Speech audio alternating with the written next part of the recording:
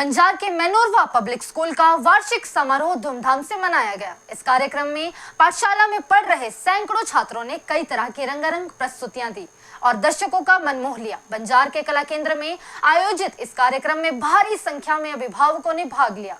कार्यक्रम के अवसर पर पाठशाला के संस्थापक बलवीर दुग्गल ने न्यूज प्लस को जानकारी देते हुए बताया कि पिछले कई वर्षों से पाठशाला में सैकड़ों छात्र शिक्षा ग्रहण कर रहे हैं और ग्रामीण शिक्षा को बल देने के लिए ही मेनोरवा स्कूल की नींव रखी गई है।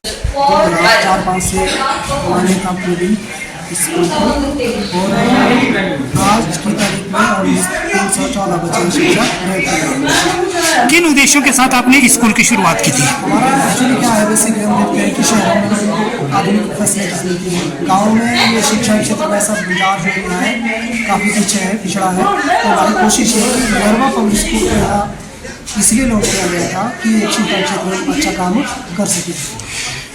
भविष्य की क्या योजना है? भविष्य योजना ये है कि जो बच्चे हैं उनको एक अच्छा नागरिक बनाए। उनको हम सरकारी नौकरी तो बहुत कम है, बट हम ये चाहते हैं बच्चों को इस तरह से मोटिवेट, इस तरह गाइड करें कि वो किसी भी क्षेत्र में जाएँ, चाहे न्यू एंटरप्रेन्योर्स बने या अन्य क्षेत्र में जाएँ, इंडस्ट्रीज में जाएँ, तो वो अपने इतनी क्षमताओं में विकसित हो कि वो अपने पैरों में खड़े हो सके। वार्षिक समारोह के अवसर पर बच्चों तथा अभिभावकों को आप क्या संदेश देना चाहते हैं? संदेश यही है कि बच्चों को नशे से दूर रखें।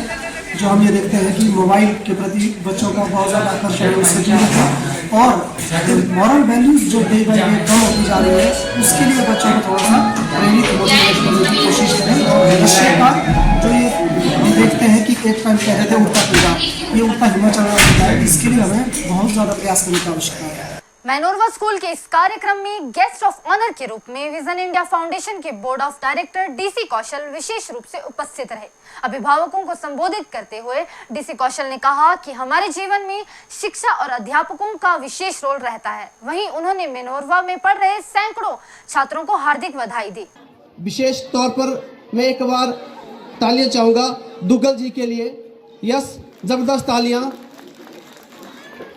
क्योंकि मैं इनको पिछले तकरीबन 20 वर्षों से देख रहा हूँ। इनका स्ट्रगल, ये इतने क्वालिफाइड है, यदि ये चाहते तो किसी जगह जॉब करके खुश हो सकते थे, अपने परिवार को पाल पोस सकते थे या सेटल हो सकते थे, लेकिन इनकी जो सोच है वो बहुत सारे बच्चों के लिए है, बहुत सारे उन दिग्गजों के लिए जो आने वाले समय में इस हिमाचल का, इस डिस्ट्रिक्ट का, इस देश का नाम रोशन करेंगे।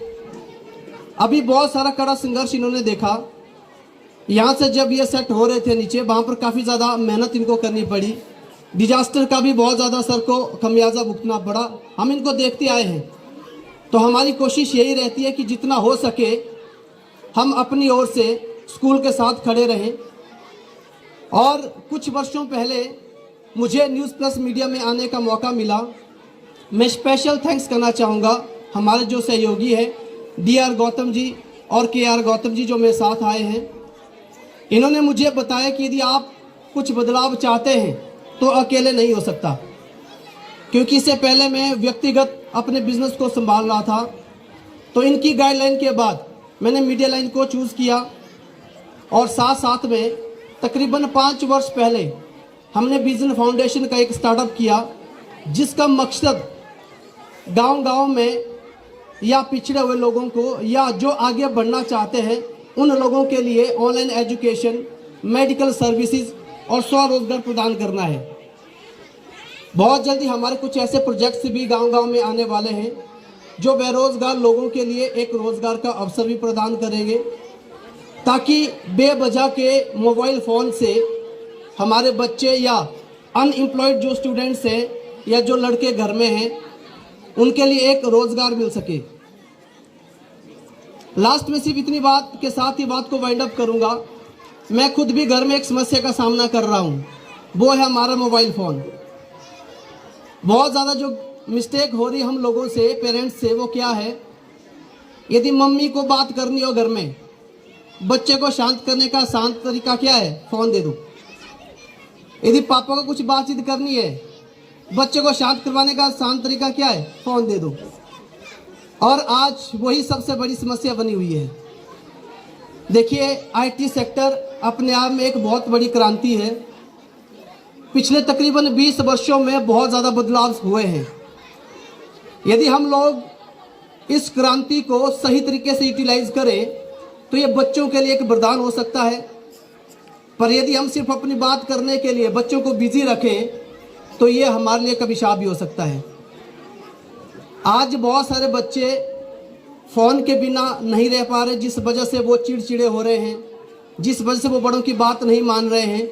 तो मैं ये रिक्वेस्ट करूँगा सभी पेरेंट्स से कि हम बच्चों के टैलेंट की कदर करें और उनको उनके सब्जेक्ट से रिलेटेड या जिस फील्ड के अंदर वो इंटरेस्टेड है या जो उनका हॉबी है, हम उस फील्ड के रिलेटेड ही वीडियोस हो, चाहे बहुत सारी एजुकेशन हमें मिलती है ऑनलाइन के माध्यम से, हम रेकमेंड करें।